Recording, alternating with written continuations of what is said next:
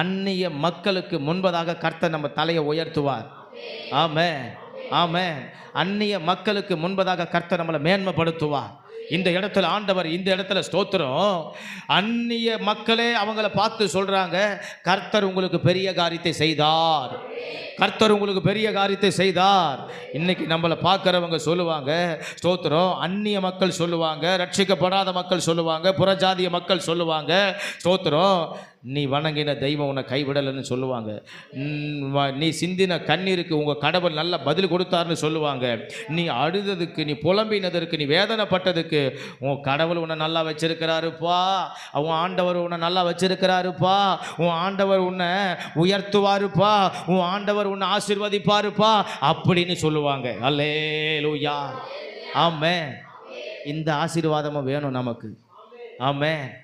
ஆண்டவர் ஆராதிச்சுட்டு அந்நியர்களுக்கு முன்பதாக நம்ம அற்பமாக சொற்பமாக கிடக்கக்கூடாது. எத்தனை பேருக்கு புரியுது? ஆமென். இந்த ஒரு ஆசையை நமக்கு வேணும். ஆண்டவரை ஆராதிச்சுட்டு, உயிருள்ள தேவன் ஆராதிச்சுட்டு, ஜீவனுள்ள தேவன் ஆராதிச்சுட்டு, அந்நியர்களுக்கு முன்பதாக அற்பர்களாய் நம்ம இருக்கக்கூடாது, சொற்பர்களாய் நம்ம இருக்கக்கூடாது, ஆசீர்வாதமானவர்களாய் நம்ம இருக்க. அல்லேலூயா.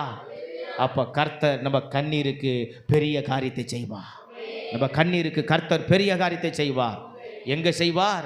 அந்நிய நபர்களுக்கு முன்பதாய் செய்வார், அந்நிய கண்களுக்கு முன்பதாய் செய்வார், அந்நியர்களுக்கு முன்பதாய் கர்த்தர் செய்வார், புறஜாதிகளுக்கு முன்பதாய் கர்த்தர் செய்வார். ஆமென்.